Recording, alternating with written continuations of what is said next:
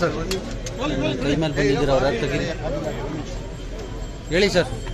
ಕರ್ನಾಟಕ ನಾಡಿನ ಜನತೆಗೆ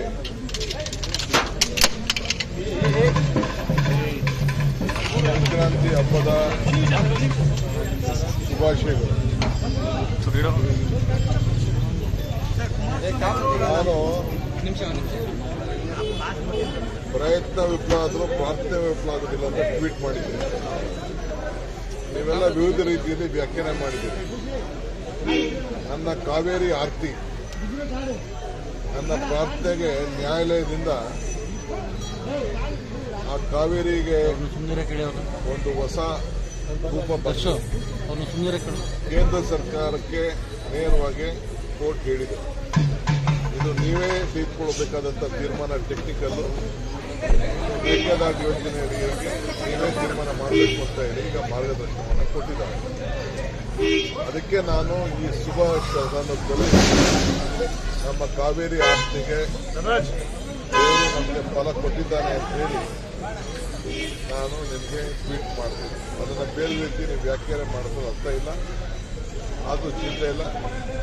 ಹಳ್ಳಿ ರೈತರ ಸುಗ್ಗಿ, ಅವರ ಬದುಕು ಯಾವಾಗಲೂ ಕೂಡ ತುಂಬ ಬದುಕಾಗಲಿ ಅಂತ ಹೇಳಿ ನಾನು ಪಕ್ಷದ ಪರವಾಗಿ ವೈದ್ಯ ಸರ್ಕಾರದ ಪರವಾಗಿ ತಮ್ಮ ಮುಖಾಂತರ ನಾನು ಶುಭ ಹಾರೈಸ್ತೇನೆ, ಪ್ರಾರ್ಥನೆ. ಮಲ್ಲಿಕಾರ್ಜುನ್ ಖರ್ಗೆ ಅವ್ರನ್ನ ಭೇಟಿ ಮಾಡಿದ್ರಿ ಸರ್? ಮಲ್ಲಿಕಾರ್ಜುನ್ ಖರ್ಗೆ ಅವ್ರನ್ನ ಭೇಟಿ ಮಾಡಿದ್ರು. ನಾನು ಅವ್ರು ಬಂದಾಗೆಲ್ಲ ಪ್ರತಿ ಸದ್ಯಕ್ಕೂ ಭೇಟಿ ಮಾಡಬೇಕಾದ್ರೂ ನನ್ನ ಡ್ಯೂಟಿ, ಅವ್ರನ್ನ ರಿಸೀವ್ ಮಾಡಬೇಕಾದ ಡ್ಯೂಟಿ, ಎಲ್ಲ ಪ್ರೋಟೋಕಾಲ್ ಇದೆ. ಅದು ನಮ್ಮ ಡ್ಯೂಟಿ ನಾವು ಮಾಡಲೇಬೇಕು. ಏನಂತೇನು ವಿಶೇಷ ಏನು ಸರ್? ರಾಹುಲ್ ಗಾಂಧಿ ಅವ್ರ ಜೊತೆ ಮೊನ್ನೆ ಚರ್ಚೆ ಮಾಡಿದ್ರಿ ಪ್ರತ್ಯೇಕವಾಗಿ, ಅದ್ರ ಬಗ್ಗೆ ಏನಾದ್ರು ಮಾತುಕತೆ ಆಯ್ತು? ಡಿಸ್ಕ್ಲೋಸ್ ಮಾಡೋಕ್ಕಾಗಲ್ಲ. ಈಗ ನಾ ಮಾತಾಡಿಲ್ಲ ಅಂತ ನಾನು ಹೇಳುದಿಲ್ಲ. ನಮ್ಗೆ ಬಿಟ್ಟಿದ್ದು ಅವ್ರು ಬಿಟ್ಟಿದ್ದು. ನಾಳೆ ಹೋಗ್ತಾ ಇದ್ದೀನಿ. ರಾಹುಲ್ ಗಾಂಧಿ ಅವರ ಭೇಟಿಗೆ ಸಮಯ ಕೇಳಿದಿರ ಸರ್? ಮತ್ತೆ ನಾಳೆ ನಾನು ಭೇಟಿ ಮಾಡ್ತಾ ಇದ್ದೀನಿ. ಎಲ್ಲ ಇರ್ತಾರೆ. ನಾಳೆ ನನ್ನ ಅಸ್ಸಾಂದು ಮೀಟಿಂಗ್ ಇದೆ ಮಧ್ಯಾಹ್ನ. ನಾನು ಹೋಗ್ತಾ ಇದ್ದೀನಿ ಸರ್. ರಾಹುಲ್ ಗಾಂಧಿ ಭೇಟಿ ಬಳಿಕ ನಿಮ್ಮ ಬೆಂಬಲಿಗರು ಒಂದಷ್ಟು ಖುಷಿಯಾಗಿದ್ದಾರೆ ಸರ್. ಅದಕ್ಕಾಗಿ ಏನ್ ಸಂದೇಶ ಕೊಟ್ರಿ ಅನ್ನೋ ಒಂದು ಚರ್ಚೆಗಳು ಕೂಡ ಶುರುವಾಗಿದೆ. ಗೊತ್ತಿಲ್ಲಪ್ಪ.